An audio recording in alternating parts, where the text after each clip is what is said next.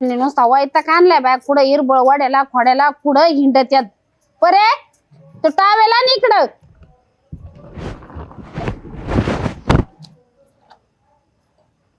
इरबळ कुठं हिंडायचं तुला सांभाळता नाही येत का ग तिला? आय मी मस्त म्हणलं होतं तिला नको जाऊ, तिने नाही ऐकलं. ऐकत नव्हती कायची. तुम्ही नुसतं इरबळ घरात पाय नाही सारखं हिंडायचं इकडं तिकडं कुठं बी जायचं यायचं. तुम्ही काय माणसाला वैतागून सोडलंय ग?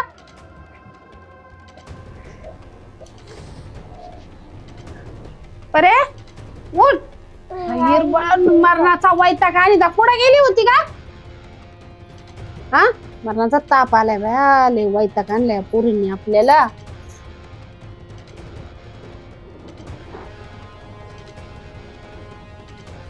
आल्याची गेल्याची कोल्याची कुत्र्याची पोटाची खेताची पाहुण्याची शेजाऱ्या पाजाऱ्यांची आई बाप्पाची राहिल्या सगळ्यांची.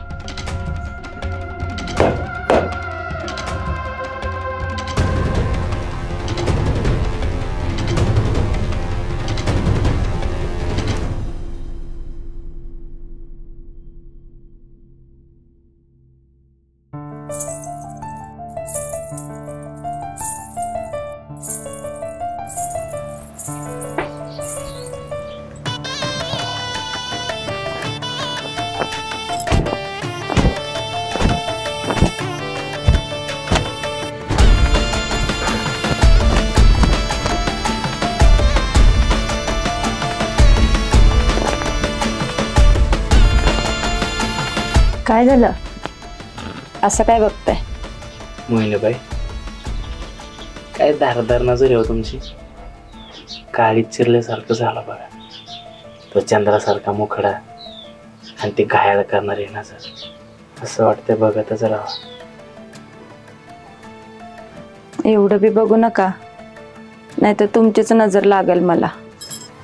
काय करू मोहिनीबाई, बघितलं तर काळजात सर्व होत आहे आणि नाही बघितलं तर जीव गेल्यासारखं होतंय. सांगा काय करू? उठा आता. हॉटेलला जायचंय का बंद ठेवणार आहे हॉटेल? तुमच्यासाठी बंद बी ठेवू की. आणि माझा पगार तो महिन्याला भेटत जाईन तुम्हाला. तुम्ही फक्त एक काम करायचं, रोज मला टायमावर जेवण द्यायचं. जसं रात्री दिलं तसं. खरं सांगू, आयुष्यात पहिल्यांदाच पोटवर जेवलंय बघा. देणार ना जेवायला? बरं आवरा आता. घरी पण जायचंय तुम्हाला. तोंड धुवून घ्या, चहा ठेवलंय मी. हो महिनीबाई. अहो कशाला चहा? विसरले का काय? काय आजपासून हॉटेलचं किचन तुम्हालाच बघायचंय आणि मला पण. मग पिऊ की रोज चहा? आवरा आता. असं का? आवरायचीच बाई. भाना तू आला हे. अरे बरं वाटतंय का नाही? अरे बस बस बस राहू दे. बरं वाटतंय का नाही आता? तू होतास म्हणून माझा जीव वाचला बघ. तुझे उपकार आयुष्यभर नाही फिटणार. काय अय, उपकाराची भाषा कशाला करतो रे? उपकाराची भाषा करायची असेल ना, तुझी माझी दोस्ती गेली त्याला लावत. हा अरे तू केलंयस तसं. मरणाच्या दारात गेलेल्या मित्राला तू जमिनीवर पुन्हा घेऊन आलास. अरे मी कुठं काय केलंय तेव्हा? अरे तो सापच बिनविषारी होता आणि मी आलो जरी नसतो ना, तुला काय झालं असतं? काय नसतं. अरे साप चावला तेव्हा तो साप विषारी का बिनविषारी हे मला नाही समजलं आणि ते मला समजत पण नाही.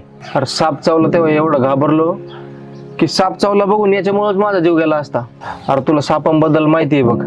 तो आला आणि म्हणला साप बिनविषारी आहे, तेव्हा कुठं माझा जीव भांड्यात पडला बघ. अरे आपण शेतकरी माणसं, लोड शेडिंग मुळे आपल्याला रातचं पाणी धरायला जावंच लागते आणि अशा विषारी वाटेवरून आपल्याला आपल्या जीवनाची परीक्षा द्यावीच लागते. आणि मला माहिती की लोक त्या सापाच्या विषापेक्षा त्या सापाला बघूनच मारतात, म्हणून मला थोडीफार माहिती आहे. आणि बरं झालं तू त्याचा फोटो काढून ठेवला होता, म्हणजे मला कळलं अरे ती धामण होती म्हणून. शेतकरी जेव्हा रातभर राबतो ना, तेव्हा लोकांच्या आयुष्यात सोनेरी पाठ होते बघ. बर चल शुभंकडे जाऊन येऊ. कालपासून त्याची लय आठवण येते बघ. त्याचं नाव पण काढू नको. का रे, काय झालं? अरे तुला रात्री साप चावला होता तर रस्त्यात मला तो भेटला. त्याला तुझ्याबद्दल सांगून चल म्हणलं तर त्याचं काहीतरी महत्वाचं काम आहे म्हणून पळून गेला तिथून निघून. अरे त्याचं लग्न झालंय, आता संसारात पडला म्हणल्यावर जबाबदाऱ्या वाढणारच ना. अरे रातच्या 11 वाजता वस्तीच्या बाहेर कसल्या जबाबदाऱ्याचं काम आहे रे त्याचं? रात्री 11 वाजता? हो मग. अरे नुसता चालला नव्हता, चोरट्या नजरानं चालला होता. आणि गेले 8 दिवस तो जेवढा बदललाय ना, अरे लग्न झालं तेव्हा पण एवढा बदलला नव्हता. बरं जाऊ दे, तुझा चहा गार होईल बघ. आई, माझा एवढा चहा गरम कर आणि तुषारला पण 1 कप चहा ठेव बघ. अय, मला नको चहा. चहा नको? नको. मग कशाला थांबलाय तू? जा की. बर. उठ उठ. अरे बसला का? अरे छोट्या छोट्या गोष्टीवर लगेच मनाव घेतोस बघ. काय नाही. बर चल, पाय दुखत नाही ना तुझा? नाही नाही. हळू.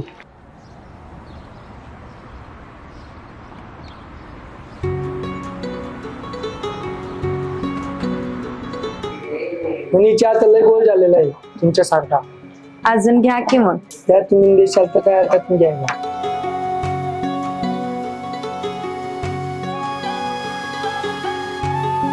गरम आहे बरं. गरम आहे त्यामुळे तर घेतोय.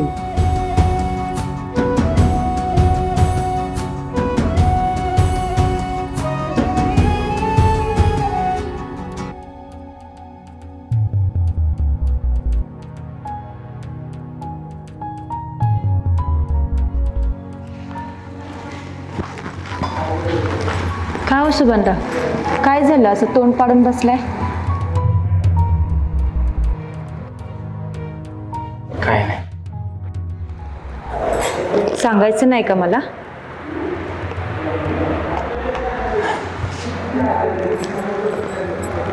मालकाचा फोन आला होता. मालक जरा चिडले होते. म्हणले महत्वाचं बोलायचं, हॉटेल येणार आहे. माझ्याकडून काय चुकलंय का काय कळाना झालं, तर भीती वाटते. तुम्ही पण ना उगाच टेन्शन घेता बघा.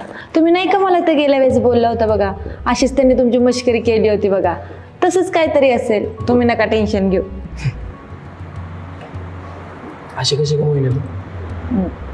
सगळं टेन्शन एका मिनिटात घालवलं माझं. म्हणजे बघता बघता 2 महिने झाले तू हॉटेलला जॉईन होऊन. हो ना. किचन सांभाळतेस, मी नसलो की गल्ला सांभाळतेस. हॉटेलकडे चांगलं लक्ष आहे बघ तुझं. तुझे आभार कसे मानावेत तेच कळत नाही. राहू दे तिकडं.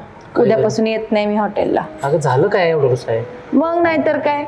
आधी म्हणता आपलं दोघांचं हॉटेल आहे आणि आता काय म्हणता आभार मानून परक्यापणाची भावना मला आणून देता. Sorry sorry sorry sorry. परत आभार मानणार नाही. आता ठीक आहे. पण एक काम कर. सर असे म्हणले की आता हॉटेल कोण सांभाळतंय, म्हणजे किचन कोण सांभाळतंय? कारण पहिले सगळे जुने आचार्य मी काढून टाकलेत. आता तू एकटीच किचन सांभाळते. मला वाटतं सर आले की 100% तुझं कौतुक करणार. तर सर आले की त्यांना तुझ्या हातचा कडक चहा बनवून दे. देते की. चहा प्यायला किती खुश होतील बघ. चालतंय की. बरं ऐका की, माझा विचार चाललेला की मला 1-2 साड्या नवीन घ्यायच्यात बघा. अरे मागलेच महिन्यात 2 घेतल्या की साड्या. हा घेतल्या होत्या, पण ते किचन मध्ये काम करून सगळ्या खराब झाल्यात बघा. त्यामुळे घालायला तर साड्याच नाही माझ्याकडं. बरं 2 नाही 4 साड्या घे, पण असं रुसून नकोस. हा दुकानात जा, ते शेजार दुकान माहिती ना, ते जा 4 साड्या घे आणि काय असेल ते बिल दे पाठवून.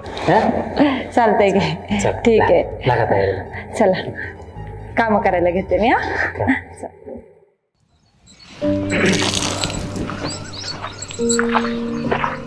ताई, वहिनी. तुषार भाऊ, तुम्ही चला चहा ठेवते तुम्हाला. नाही चहा वगैरे नको, थोडं बोलायचं होतं. पण हे हॉटेलवर गेलेत. सुभांशी नाही, तुझ्याशीच बोलायचं होतं. मला तुला एक भाऊ म्हणून काही सांगायचं होतं. खरं तर मला हे पहिलंच सांगायला पाहिजे होतं, पण मला तुझं मन दुखवायचं नव्हतं. आम्हाला लय दिवसापासून सांगायचं होतं, पण कसं सांगावं हेच कळत नव्हतं. पण आता प्रकरण खूप हाताबाहेर चाललंय म्हणून तुला सांगतो. सुभान आता पहिल्यासारखं वागत नाहीये, हे तुला माहिती असेलच. नाही, चांगले वागतात की. खोटं नका बोलू वहिनी, तुमचा चेहराच सांगतोय तुम्ही किती सहन करताय ते. जेव्हापासून हॉटेलमध्ये ती नवीन बाई आली ना तेव्हापासून सुभान खूप बदललाय. एक वेळ दारू सिगरेट पिला असतं तरी चाललं असतं, पण बाईच्या नादी लागलेल्या माणसाला बाहेर काढणं फक्त तुझ्या हातात आहे, म्हणून तुला सांगाय आलो. वाटेल ते प्रयत्न करा वहिनी, पण सुभानला यातून बाहेर काढा. तुझ्याशी काही आमच्याशी पण नीट नाही बोलत येतो, म्हणून न राहून तुला सांगायला आलो. चला येतो आम्ही. चल रे.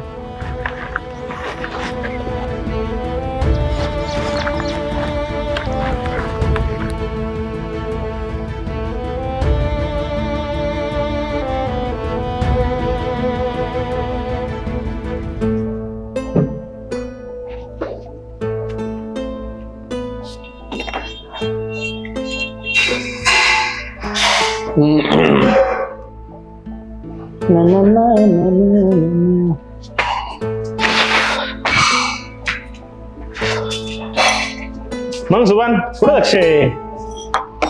काय चाललंय बाकी? काय नाही म्हणजे कसं काय चाललं पाणी? आहे व्यवस्थित चाललाय. व्यवस्थित चाललंय. मग बाकी तुझं बरं आहे का? माझं बरं आहे. चालू चांगलं चाललंय ना तुझं? किती झाला धंदा मग?